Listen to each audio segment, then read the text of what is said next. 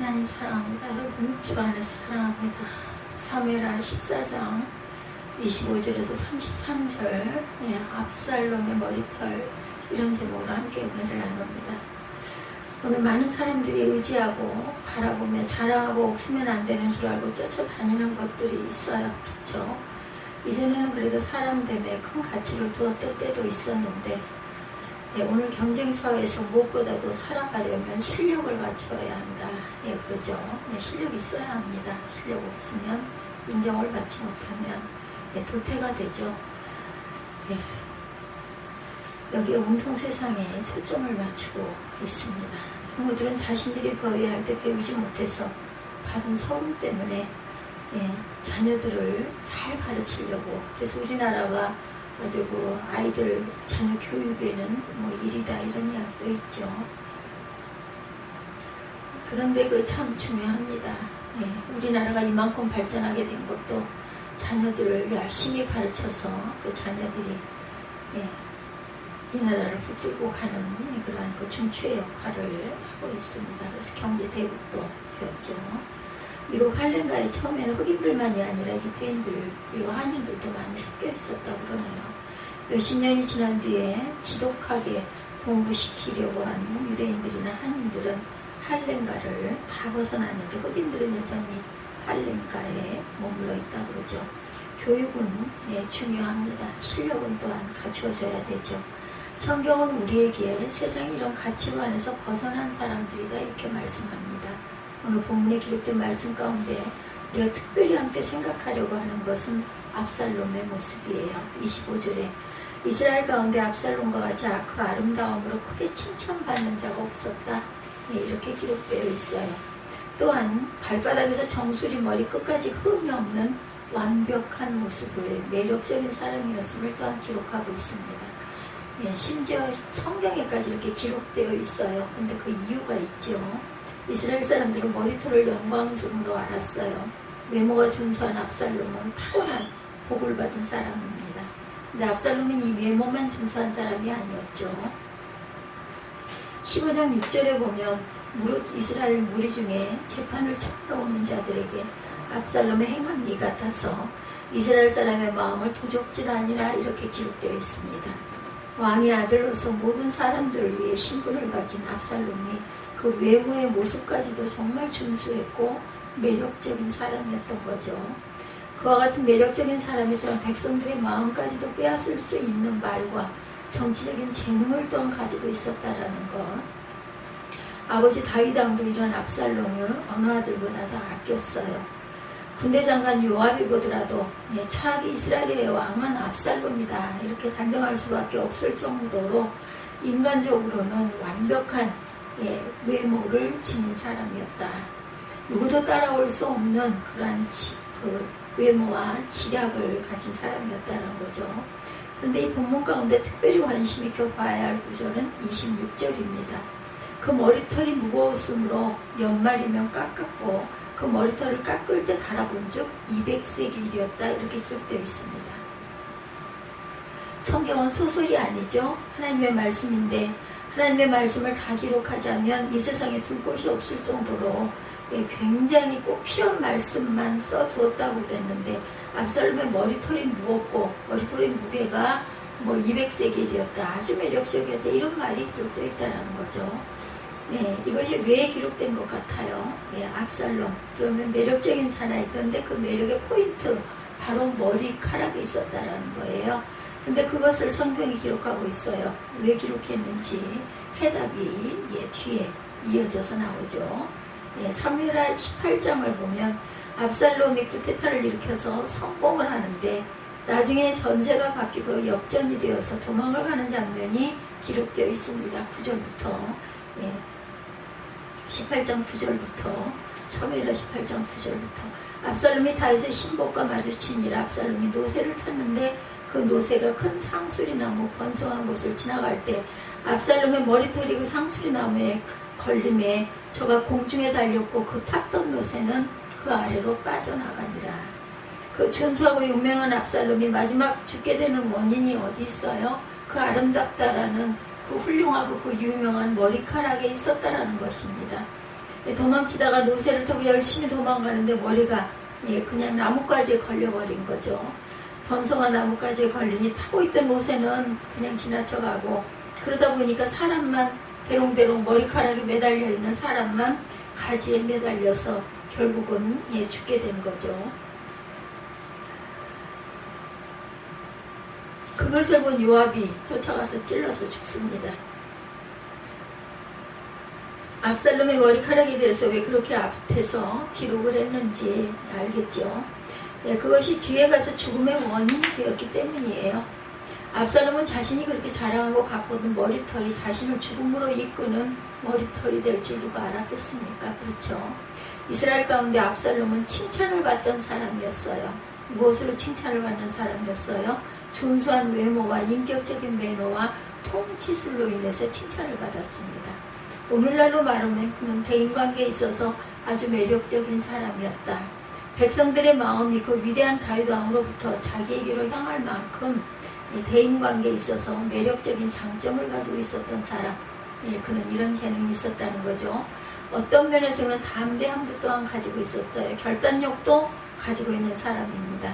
자기 형도 죽일 수 있었고 내가 책임질 테니 죽여라 라고 말할 정도의 결단력이 있는 사람, 담대함도 있죠. 요즘 현대인의 모습으로 보면 세상적으로는 출세할 만한 사람이었다는 것입니다. 그럼 오늘 압살롬의 모습이 왜 이렇게 기록되고 있는가를 통해서 하나님이 저와 여러분에게 무엇을 말씀하려 하시는지를 생각해 봐야겠습니다. 먼저 자기 자신의 능력을 의지하고 사는 삶이 얼마나 어리석은가를 보여주죠. 압살롬은 그의 가장 매력의 포인트였던 머리카락 때문에 죽어요. 왜 그것을 기록하고 있을까? 그냥 아름다웠다고 하고 다음 장에 가서 죽었다고 하면 끝나는 일인데, 요압이 죽였다 하면 끝나는데 유별나게 그것을 머리카락을 강조합니다. 성경 어느 구절에 이런 구절이 있겠어요? 그것도 좋은 사람도 아니고 성경에 나쁜 사람으로 기록되는 압살롬이 머리카락이 정말 아름다웠다. 그리고 그것이 걸려서 죽었다. 이런 구절이 성경에 나와 있다는 거죠. 시사하는 바가 큽니다. 예수 믿는 사람이라고 세상에서 구질구질하게 살라는 말씀은 없어요. 가난하게 사는 것을 정당화시키지 않습니다. 배우고 실력을 가꾸어야 돼요. 재능을 가지는 것이 나쁘지 않아요. 미를 추구하는 것을 금하지 않습니다. 그러나 우리가 알아야 할 것은 그것이 자신에게 유익이 될지 화가 될지 두고 봐야 되겠다. 전도서 9장 12절이에요. 내가 돌이켜 해 아래서 보니 빠른 경주자라고 선착하는 것이 아니며 유력자라고 전쟁에 승리하는 것이 아니며 지혜자라고 신물을 얻는 것이 아니며 명철자라고 재물을 얻는 것이 아니며 기능자라고 은총을 입는 것이 아니니 이는 시기와 우연이 모든 자에게 임함이라 이렇게 얘기합니다. 시기도 우연도 모든 자에게 임할 수 있다. 결코 헤아린 인생들이 땅의 것으로 기뻐하고 그것을 얻으려고 분주하고 얻은 사람들은 그것으로 자랑하지만 압살롬도 자기가 자랑하던 뽐내던 머리털 때문에 죽을는지 꿈에도 자신은 생각하지 못했을 것이다. 솔로몬이 궁극적으로 고백하는 것이 뭐예요? 내가 많은 지식을 가져봤지만 하나님 앞에 서보니 그 지식이 아무것도 아니구나. 자신에게 오히려 화가 되는 결과다 이렇게 고백을 합니다. 하나님의 말씀은 영원토록 변함이 없는 말씀이에요. 우리는 그 말씀 앞에 무릎을 꿇을 줄 알아야 합니다. 오늘 현대인들은 너무나 교만해서 이렇게 보잘것없는 인간의 지식을 가지고 하나님의 말씀을 저울질하고 하나님을 대적합니다. 오늘 이것이 이방 사람들의 이야기가 아니고 저와 여러분의 이야기라는 것.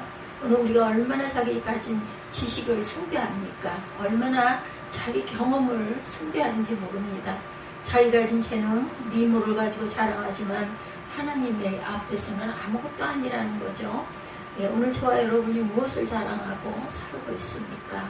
오늘 우리가 하나님 앞에 얼마나 교만한지, 세상의 짧은 경험과 지식을 가지고 하나님 말씀 앞에서 얼마나 대적하고 있는지, 얼마나 하나님 말씀을 가볍게 여기고 무시하고 살고 있는지, 그 지식 때문에 망한다는 소식이 들려옵니다.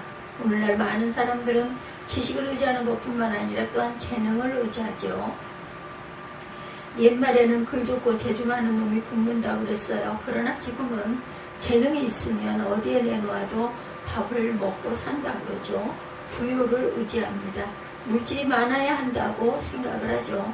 부자가 되어야 한다고 생각을 합니다. 오늘 더욱 가소로운 것은 외적인 외모로 먹어 살 수 있다는 생각들입니다. 하나님이 주신 외모가 가장 귀한 것인데 그것을 꾸미는 것은 잘못은 아니지만 취업을 해도 실력보다 외모를 더 본다고 하니 얼마나 세상이 눈에 보이는 것에 연연하는 것인지를 보여주는 부분이에요. 결혼의 대상자를 골라도 무조건 조건이 좋아야 한다고 그러죠. 멸망한 노아 시대와 흡사하기도 합니다. 하나님의 아들들이 사람의 딸들의 아름다움을 보고 자기가 좋아하는 대로 아내로 삼았다 이렇게 증거하고 있어요. 그러니 얼굴 성형하는 병원이 가장 돈을 잘 번다고 하죠. 이사야 선지자는 하나님의 말씀을 전합니다. 야훼께서 말씀하실 때 시온의 딸들이 교만하여 느린 목청을 통하는 눈으로 다니며 아기죽거리며 행하며 발로는 쟁쟁한 소리를 낸다 하시도다. 그러므로 주께서 시온의 딸들이 정수리에 딱지가 생기게 하시며 야훼께서 그들의 하체로 드러나게 하시리라. 주께서 그날에 그들의 장식한 발목걸이와 머리의 망사와 반달 장식과 귀걸이와 팔목걸이와 면박과 화관과 발목 사슬과 띠와 향압과 호신부와 지왕과 코고리와 예복과 겉옷과 목도리와 손주머니와 손거울과 생화포옷과 머리수건과 너울을 제하셨다라고 말씀하세요. 미련한 인생인 우리는 지방칸 더 마련해 보려고 이것저것 해보려고 하나님 앞에서 살아야 할 인생의 아름다운 모습을 다 잊고 살아가고 있어요. 그리스도께서 십자가에서 죽으시면서까지 우리를 사랑하셨고 구원하신 것이 고작 그런 삶을 살라고 구원하시지는 않으셨을 텐데 우리가 정말 깊이 생각해 봐야 할 부분입니다. 진정 그것이 자랑거리가 될까? 내가 집이 몇 채인데 그것이 없다고 눈물 흘리는 것을 하나님께서 어떻게 보실까요? 우리의 가치관의 문제죠. 거듭난 사람은 모든 세계관 가치관도 거듭난 사람입니다. 여러분은 눈으로 보는 것 외에 유익이 없다고 그랬어요. 열심히 살아가는 모습은 좋은 모습입니다. 성도는 열심히 살아야 되죠. 그러나 주객이 전도되어 열심히 살아가는 것이 인생의 목적이 돼서는 안 되겠다. 열심히 살아야 합니다. 성경에 여세 동안 열심히 일해야 된다 했으니 힘써 일해야 돼요. 그러나 그것이 인생의 목적이 되고 인생의 중요한 부분이 되어서는 안 된다라는 거죠. 해 아래서 수고한 모든 수고에 대하여 도리어 마음이 실망케 되었도다. 어떤 사람은 그의 지혜와 지식과 재주를 써서 수고했어도 그 얻은 것이 누구에게로 돌아가요? 수고하지 아니하는 자에게 돌아간다고 했습니다. 내가 실컷 재주를 써서 수고해서 얻은 것이 누구한테 갔어요? 다른 사람한테 갔다고 그랬어요. 인생은 내 마음대로 안 되는 거죠. 야고보서 4장 9절부터 보면 슬퍼하며 애통하며 울지어다. 너희 울음을 애통으로 너희 즐거움은 근심으로 바꿀지어다.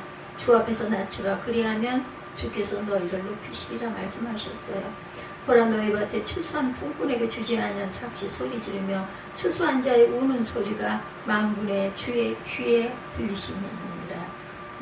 너희가 땅에서 사치하고 연락하여 도살의 날에 너희 마음을 살찌게 하였도다 이렇게 말씀합니다. 시편 128편에도 야훼를 경외하며 그 도에 행하는 자마다 복이 있도다.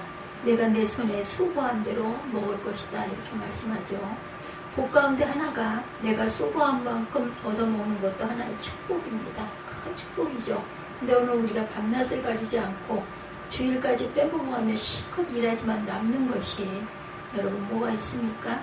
사람의 해 아래서 하는 모든 수고와 마음에 쓰는 것으로 소득이 무엇이냐 했더니 인생에서 근심하며 수고한 것이 슬픔뿐이다 그랬어요. 그 마음이 밤에도 쉬지 못하니 이것도 헛되도다. 주일도 없이 신앙생활도 가르치지 않고 자녀들을 가르친다고 골빠지게 자신 자녀들의 지식이 학문이 재능이 복이 될지 화가 될지 생각지도 못하고 열심히 가르칩니다. 그렇죠? 가진 지혜와 재능과 건강은 하나님이 주셨어요. 그것을 이렇게 하나님은 그냥 과외로 쳐놓고 열심히 골빠지게 가르친다고 과연 무엇이 얻어질 것인가입니다. 모든 외적인 조건으로 100점이라는 압살롬도 하나님을 떠나서 그것을 자랑하고 꾸미는 데 시간을 보내고 있지만 사람들의 마음을 뺏기에 성공했지만 결과는 죽음이었죠. 예, 아무것도 아니에요. 죽고 나면 아무 소용이 없죠. 다윗은 중심을 보시는 하나님께 합당한 사람으로 인정을 받았어요. 하나님께서 다윗을 통해 뜻을 이루시겠다라고도 말씀하십니다. 오늘 인생의 성공 어디에 있다고 생각하십니까?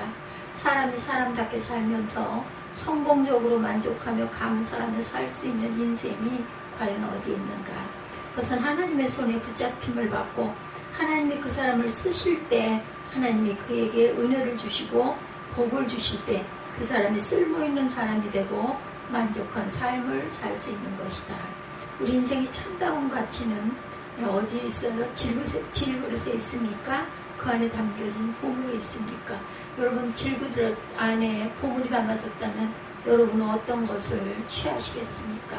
질그릇을 취하시겠습니까? 보물을 취하시겠습니까? 아마 아이들도 알 거예요. 꼬마들도 알죠. 질그릇 그까지 그릇 상관이 없어요. 안에 있는 보물을 귀하게 취할 것입니다. 우리 자신 욕심만으로는 우리가 다 질그릇 같은 줄 알아야 돼요. 어떤 사람들은 질그릇 같은 육신의 소망을 두고 유약을 바르고 치장을 하지만 그 안에 담긴 보물에는 관심을 두지 않습니다. 질그릇 같은 깨어지기 쉽고 가치 없는 내 자신의 관심을 집중한다라는 거죠. 누차 말씀드리지만 질그릇은 아무리 빛내고 광내봐야 질그릇일 뿐입니다. 예, 그 땅에 떨어뜨리면 그냥 폭삭 깨져버리죠. 여러분의 삶에 아무리 치장을 해봐도 아무 소용이 없다. 25, 6, 7, 8절 봅니다. 이스라엘 전역에서 압살롬만큼 잘생겼다고 칭찬받는 사람이 없었다. 그는 머리끝부터 발끝까지 흠잡을 데가 없었다. 그는 연말이 되면 머리털이 너무 무거워 잘랐는데 머리털을 잘라 무게를 달아보면 왕의 저울로 200세겔이나 됐다. 압살롬은 아들 셋과 딸 하나를 낳았는데 딸의 이름은 다말이었고 용모가 아름다웠다. 압살롬은 예루살렘에서만 2년을 살았지만 왕의 얼굴을 보지 못합니다. 그래서 요압을 불러 왕께 보내려고 그러죠. 그러나 요압은 그에게 오질 않아요. 다시 또 불렀지만 요압이 보이지 않자 압살롬이 종에게 명하죠. 내 밭 옆에 있는 요압의 밭에 보리가 있으니 가서 불을 질러라. 그래서 압살롬의 종들은 그 밭에 불을 지릅니다. 그래서 요압이 일어나 압살롬의 집으로 와서 그에게 말하죠. 당신의 종들이 무엇 때문에 내 밭에 불을 질렀습니까? 32, 3절에 보면 압살롬이 요압에게 말하죠. 내가 네게 사람을 보내었다. 너를 왕께 보내 나를 왜 그술에서 돌아오게 했는지 그리고 이렇게 사느니 차라리 거기 있는 편이 나았을 뻔했다고 말씀드리게 하려고 말이다. 이제 내가 왕의 얼굴을 뵙고 싶으니 내가 죄가 있다면 차라리 나를 죽여달라고 전하여라. 이렇게 얘기합니다. 그러자 요압은 왕께 가서 이 말을 전하죠. 왕은 압살롬을 불렀고 그가 들어와 왕 앞에서 얼굴을 땅에 대고 절해요. 그래서 왕은 압살롬에게 입을 맞춰줍니다. 형식이죠. 예, 명예로 치장해보고 학벌로 치장해보고 물질로 치장해봅니다. 그것으로 여러분의 인격이 아름다워집니까? 그것으로 여러분의 영혼이 아름답게 살이 찝니까? 사도 바울은 고린도전서에서 고백하기를 내 겉사람은 날로 후패하지만 내 속사람은 날로 새롭도다 이렇게 말합니다. 오늘 저와 여러분이 정말 이 본문을 통해서 받아야 할 교훈이 오늘 우리가 지식과 지혜와 영예와 부귀와 명성과 수고함으로 무엇을 얻어서 나를 돋보이려고 하는 성공하려고 하는 어리석은 삶을 살고 있지는 않은지 오늘 우리가 관심을 가져야 할 것은 우리의 속사람이 아닌지 우리 안에 왕이 되신 예수 그리스도가 계신데 그분이 어떻게든 영광스럽게 나를 통해 나타내도록 노력을 해야 되겠죠. 여러분의 인생을 아무리 치장해봐야 오늘 밤에라도 우리 영혼을 하나님이 걷어가시면 모든 것은 물거품으로 끝나버리는 거죠. 박사가 뭐하고 재버리면 뭐하겠어요. 오늘 밤 주님이 우리 영혼을 불러가시면 끝이 납니다. 우리가 질그릇임을 여러분들 깨달으십니까? 우리가 어떤 삶을 살아야 가장 아름다운 삶이고 행복한 삶인지 어떤 삶을 사는 것이 주님 앞에 가장 복된 삶인가 하는 것을 진지하게 생각해 봐야겠습니다. 우리가 치장하는데 급급하지 마십시다. 오늘 내 안에 와 계신 그리스도를 치장하시고 그분을 돋보이게 하시고 그분이 여러분의 지도자가 되게 하십시오. 내 마음에 와 계신 예수 그리스도가 오늘 진정으로 나의 삶이 주인이 되도록 모셔야만 합니다. 그분을 앞세우시고 그럴 때 그분이 여러분의 인생을 책임져 주신다라는 것. 왜 압살롬처럼 자기 아름다운 것, 자기 재능과 자기 능력과 자기 방법 가지고 살다 망할 삶을 살아요? 예수 그리스도가 오시면 우리 인생은 누구나 그리스도 앞에 서야 되죠. 그때 여러분은 어떤 모습으로 서시겠습니까? 오늘 여러분 안에 와 계시는 그리스도를 바라보시기 바랍니다. 그분 안에 여러분의 삶이 새롭게 조명될 것입니다. 그리스도를 여러분의 삶의 주인으로 모시고 여러분 앞에 세우시고, 그리하면 어떤 삶이 주어져요? 127편의 시편에 여호와께서 집을 세우지 아니하시면 세우는 자의 수고가 헛되며, 주님께서 세우시지 않으면 세우는 자의 수고가 헛되다라고 말씀하고 있어요. 예, 우리 모두는 새벽부터 밤늦게까지 수고합니다. 그러나 그것이 주 안에서 열심히 사는 삶이 되시기를 주의 이름으로 축원합니다. 오늘 인본주의 사상에 물들어서 내 지혜와 지식과 지능과 내 경험만으로 무엇을 할 수 있다고 생각하지 마십시다. 그래서 어리석은 삶임을 분명히 알아야 되겠다. 오직 하나님의 마음에 합한 자로 하나님께 쓰임받는 것만이 복된 삶이라는 것을 잊지 않는 저와 여러분 되시기를 주님의 이름으로 축복합니다.